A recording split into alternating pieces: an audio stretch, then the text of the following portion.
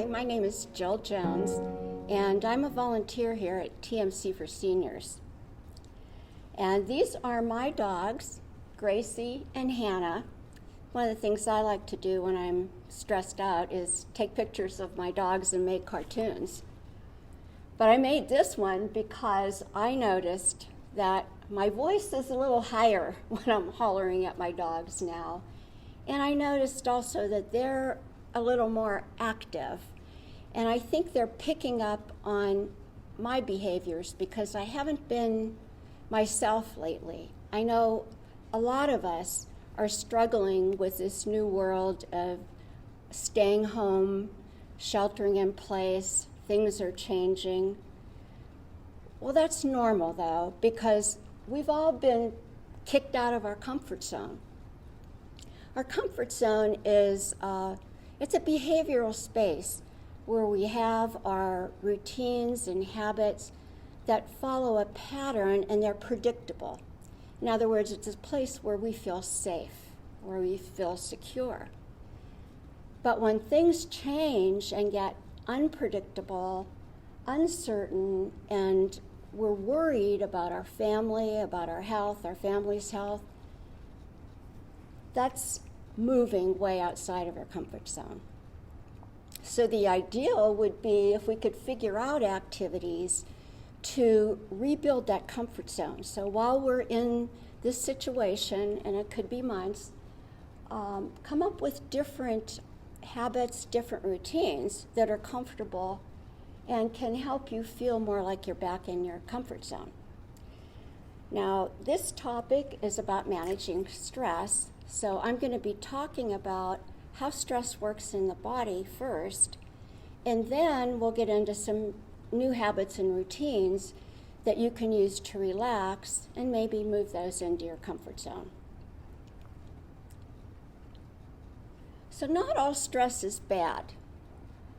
There are times when we need stress. It's there to protect us. And so, for instance, if I'm crossing the street and I see a car rushing towards me, I need to get out of the way really quickly. So what will happen is for my nervous system, I'll have a flood of adrenaline and cortisol through my system. And so what happens when that comes in is my heart beats faster, my breathing is faster, I have glucose flowing to my muscles, all kinds of things getting me ready to jump out of the way of the car. So once I make that jump, get out of the way of the car, I'm feeling better. And things pretty much go back to normal. That's the way it's supposed to work. But sometimes we're keyed up all the time because we have these worrisome thoughts. We're ruminating with negative thoughts all the time. Well, when we do that, that keeps our cortisol high in our system. It keeps that fight or flight system active. It might be having an anxiety attack or something. But the trouble is, if we've got elevated cortisol in our system for long periods of time, it does damage. It does damage to the heart and other organ systems. So what we want to do is figure out a way to relax. And that's possible, and it's up to us because the power to change our emotional state is inside us. It's and we can do it in a few minutes. And that power is another part of our nervous system called the vagus nerve. The vagus nerve starts up in the brain. It's actually a bundle of nerves that start above the spinal cord. And then it connects, runs from the brain and connects all of these vital organs. So this really is, the vagus nerve is our mind-body connection because it reacts to our thoughts. It picks up when we have positive thoughts, it calms things down. in fact, the vagus nerve is famous because it listens to our breathing. It listens to our breathing and then sends a signal to our heart and our brain about how we're breathing. So if I'm breathing deeply and calmly, well, my heart slows down and my brain gets a signal that I can relax. So that's very important whenever you want to activate this response, this relaxation response. Another name for the vagus nerve, which runs the nervous system, it's called rest and digest. So when the vagus nerve is active is when we can rest and digest, and that should be most of the time. Oops. So this is probably the key message in the whole presentation, is that the vagus nerve listens to our breath and signals the heart. That is why so many people will tell you, if you're anxious or upset, breathe, just breathe, take a deep breath, because it activates a relaxation response very quickly, just in a few minutes. So here are 3 practices that use that information and take advantage of that knowledge that the vagus nerve responds to positive thoughts and to your breath. And so I thought we could practice some of these exercises in the next few minutes. The first one is conscious breathing. And we're going to practice one that was, the Navy SEALs get credit for it because they use it in their mental training exercises. It helps them keep calm and focused when there's a lot of chaos around them and a lot of stress. They can stay calm and focused when they use this certain technique. It's called box breathing. The other 2 exercises, lovingkindness meditation and gratitude, that came about because there's a lab, UC Berkeley, called the Greater Good Science Center. And for the last 10 years, they've been doing experiments with the vagus nerve. What they found out is the feelings that have a profound activation or activate the vagus nerve very strongly are compassion and gratitude. They're at the top of the list. If you feel pride, doesn't do anything for the vagus nerve. They don't know why, but it's compassion and gratitude. So I have 2 of those as very simple practices that we can do to build resilience and build that vagal tone. So let's try the conscious breathing. And the way it works, it's called box breathing. And it's like a box. You inhale for 4 seconds, hold your breath for 4 seconds, exhale 4 seconds, and hold for 4 seconds. So I have a little soundtrack here that has seconds on it, and it has my voice guiding us through this. So I'm just going to close my eyes and go along with it and listen to the tape, and we can all practice this. Okay, let's go.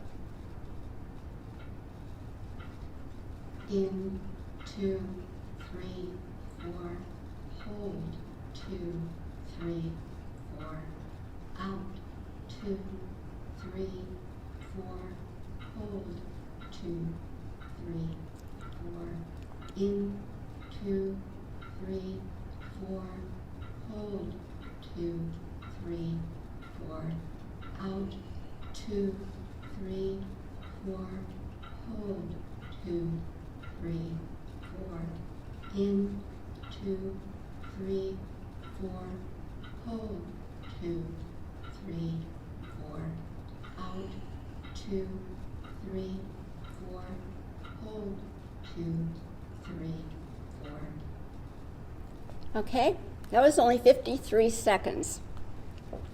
So if you do this for 5 minutes a couple times a day, you're strengthening your vagus nerve. You're building that vagal tone.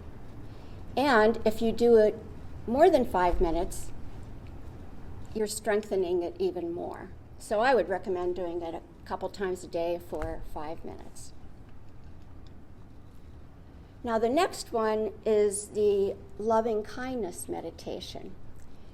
And the idea of this is that you're taking your mind off of your problems or your issues right now, and you're sending loving kindness to other people. You're sending feelings of compassion to someone. When we feel compassion, it's empathy, but also with the desire to do something. And so I was thinking, and this is what I've been doing, of all the frontline workers right now that are doing their jobs and protecting us. They're risking their health to protect us, the doctors and nurses, hospital staff, even grocery workers and other service workers are out there with the public, risking their lives to help us. So I would give you this as one example of how you could use this image. You would bring this image up in your mind, one of these groups of people, hold it in your mind, and I'm going to recite these phrases. Now the way this works for you is these are really simple, so you could memorize these phrases at home, and you could say them over and over again for different groups. So here we go. I'm going to recite these phrases, and you can hold an image in your mind, and what you would just follow along with me. May you feel safe and secure. May you feel loved and cared for. May you be well. May you be at peace. May you be happy. And so you can do that you could do it for your own family too. I'm just suggesting because we feel like we want to make some kind of contribution to the situation we're in now and help these people. They would appreciate that if they knew you were doing this. And the last thing that strengthens the vagus nerve, last thing I want to show you that strengthens the vagus nerve, is another simple exercise in gratitude. It's called 3 Good Things. Very simple. All you have to do is every day, at the end of your day, think of 3 good things that happened that day and write them down. And this really shouldn't take any more than 10 minutes. Most of us can take 10 minutes. But just think of 3 good things. I could think of one right now for me that I'm recording this and I think it's going well. That would be my one good thing at the end of the day. And I'll come up with some other ones too. But it changes the level of chemicals in your brain. It makes you feel, especially with the vagus nerve, it starts that oxytocin going. It makes you feel better. The vagus nerve is connected into oxytocin networks. So that's the idea behind that. And then one last thing. The vagus nerve, a strong vagus nerve strengthens the immune system. So people who have a strong vagus nerve have a strong immune system. What the vagus nerve does is it resets our immune system whenever inflammation gets out of control. So it actually shuts off those proteins that feed that excess inflammation and brings it down. So when you have a strong vagus nerve, you have strong vagal tone, that means that you should have a lower inflammation in your body and a better immune system. One last thing. Viva the Vegas. Long live the Vegas. Jill, we do have a question from Facebook. They're asking, do you you hold your breath for 4 seconds after you exhale out. So if Yes. you want to go back maybe to Oh, that you want to go back to that slide, exercise? just to Oops. show. Yes. So after you exhale, you hold it again for 4 seconds before you breathe in.